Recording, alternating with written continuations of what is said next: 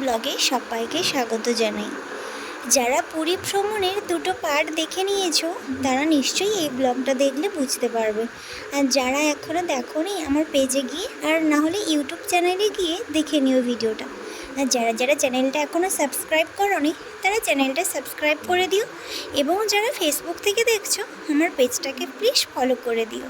সমুদ্রে প্রায় 4-5 ঘন্টা ধরে স্নান করার পর সবাই উঠেছি, প্রায় সবার পেটেই ছুঁচো দৌড়চ্ছে, তারই ব্যবস্থা। জানো তো, যখন রুম থেকে বেরিয়ে আসি তখন সবাই ডিসিশন নিয়েছিলাম যে পুরীর মন্দির ভ্রমণে যাব, কিন্তু যেহেতু এখন দুপুর হয়ে গেছে, খুব রোদের তাপমাত্রা, আর খুব রোদও বেরিয়েছে আর প্রচণ্ড গরম, সেই জন্য আমরা ডিসিশান নিলাম যে আমরা সন্ধেবেলা মন্দিরের দিকে যাব। তাই এখন যেই কাছাকাছি লোকেশনগুলো আছে সেইগুলো আমরা ঘুরে দেখতে যাব, আর তারই জন্য বেরিয়ে পড়েছিলাম। প্রায় অটো ধরে 1-2 ঘন্টা আসার পরে এই রেস্টুরেন্টে আমরা এসেছি খেতে। তো এখানে আমরা নিরামিষ ভেজ থালি নিয়েছিলাম, যেহেতু মন্দির দর্শন এখনও হয়নি এই জন্য নিরামটাই আমরা বেছে নিয়েছিলাম। আর এখানে খাবারের মধ্যে দিয়েছিল ভাত, আর ওই উচ্ছে ভাজা, বেসন দিয়ে আলু পটলের তরকারি, ডাল, আর একটা ওই স্যালাড, গাজর, শসা, আর সঙ্গে ছিল পাঁপড়। ব্যাস। বাইরে ঘোরাফেরাটা যত আনন্দের হয়, খাওয়া দাওয়াটা কিন্তু ততটা আনন্দের নয়। এগুলো কিন্তু আমাদের বাঙালি ঘরের মতো খাওয়া নয়, রান্নাটা হলেও স্বাদটা কিন্তু একদম অন্যরকম। আর এদিকে আমার ভাগনা কিছু একটা বলছিল, সেটা জানি না কি বলছিল। ও হয়তো পাঁপড় চাইছিল, কারণ ও পাঁপড়টা খেতে খুব ভালোবাসে। আর এদিকে প্রায় সবাই আমরা খেতে বসেছিলাম। আর হ্যাঁ, জানো তো, আমরা দুটো মাশরুমের পেটও অর্ডার করেছিলাম, সেটা নিশ্চয়ই দেখেছো। আর হ্যাঁ, এদিকে প্রায় খাওয়া দাওয়া কমপ্লিট, এরপর আমরা বেরিয়ে পড়েছিলাম চিল্কার উদ্দেশ্যে। আমরা চিল্কা যাব বলেই এই অটো কাকুটাই বলেছিল যে এখানে চিল্কা নাকি খুব সুন্দর জায়গা, তো সেইটা দেখার জন্য এসেছিলাম। কিন্তু এখানে এসে একটা বিপদে পড়লাম, কারণ আমরা জানতাম যে এমনি হয়তো যেমন লোকেশানে গিয়ে দেখতে পাবো সেই রকম, কিন্তু না, এখানে আসার পর বুঝলাম যে এখানে নৌকো করে দেখতে হবে, যেহেতু এটা সমুদ্রের মাঝখানে। ওইখানে নাকি জলের কালার চেঞ্জ হয়, ডলফিন এবং অনেক ধরনের প্রজাতির মাছও দেখতে পাওয়া যায়। তো আমরা অনেক বার্গেনিং করার পরে আমরা 3000-এ একটা নৌকো বুকিং করি। আমরা ফুল ফ্যামিলি ছিল, তো আমাদের ফুল ফ্যামিলির জন্য একটা নৌকাই বুকিং করেছিলাম 3000 টাকা দিয়ে। তো যত সমুদ্রের মাঝখানে যাচ্ছিলাম না, তোমরাও দেখলে বুঝতে পারবে, এত আনন্দও হচ্ছিল, ভয়ও লাগছিল, দুটোই অন্যরকম ফিলিংসই কাজ করছিল। তো এদিকে আমরা সবাই বসে পড়েছি, আর আমাদের নৌকো চালানোও শুরু হয়ে যাবে এক্ষুনি। তো আর জানো তো, আমি ফার্স্ট টাইম নৌকায় চড়ছি, এত আনন্দও লাগছিল আবার ভয়ও লাগছিল। ভয়টা যদিও কমই লাগছিল, কারণ আমরা সপরিবারে ছিলাম। সমুদ্রের মাঝখানে যতবারই যাচ্ছিলাম ততক্ষণ দেখছিলাম দুই দিকে মাঝখানে একটু সমুদ্রের চর মতো পড়ে গেছিলো, যেইখানটা শুকনো বালি আর কিছু গাছপালা রয়েছে। তোমরা ভিডিওটা দেখলে বুঝতে পারবে। তো আমরা ভাবছিলাম আমাদের হয়তো এইখানে নামাবে, কিন্তু আমরা জানি না যে দেখার পরে আমরা এই দৃশ্য দেখব।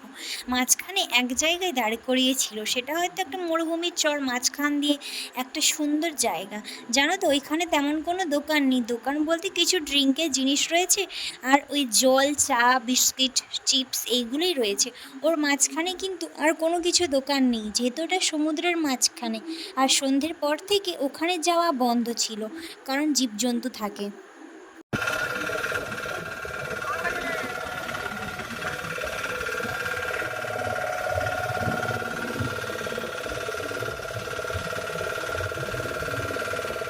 ঠিক আছে।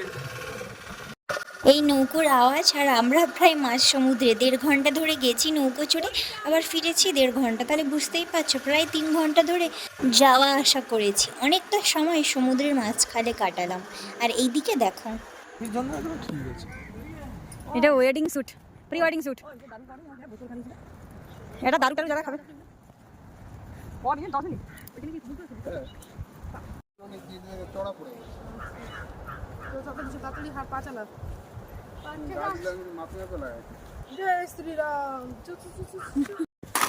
দেখতে পেলে জায়গাটা কত সুন্দর। এই ঝাউবনটা পেরেই কিন্তু আসল সমুদ্র ছিল, যেটার কালার, জলের কালারটা অনেক ডিফারেন্ট ছিল। আর এদিকে সবাই আমরা মাঝখানে হেঁটে যাচ্ছিলাম, কিন্তু এখানে এতটাই বালি যে আমরা ঠিকঠাক হেঁটে যেতেই পারছিলাম না, পুরো পা ভেতরেই ঢুকে গেছিলো। আর এইদিকে দেখো, প্রায় সন্ধ্যের সময় গেছিলাম, তাই এখানে পুরো একদম ফাঁকা। আর আমাদের হাতে সময় ছিল মাত্র 15 মিনিট। এই 15 মিনিটের মধ্যেই কিন্তু আমাদের পুরো দেখা কমপ্লিট করতে হবে। আর এত সুন্দর দৃশ্য তোমরাই দেখো, আর সঙ্গে ছিল সমুদ্রের আওয়াজ। এত যে জোরে আওয়াজ হয়, সত্যি আমি আগে কিন্তু কোনোদিনই এরকম দেখিনি। আর তোমরাও দেখো। আর জানো তো মাঝখানে মাঝখানে ডলফিনও দেখা যাচ্ছিল, সেটা কিন্তু ঠিকঠাকভাবে ক্যামেরা বন্দি হয়নি।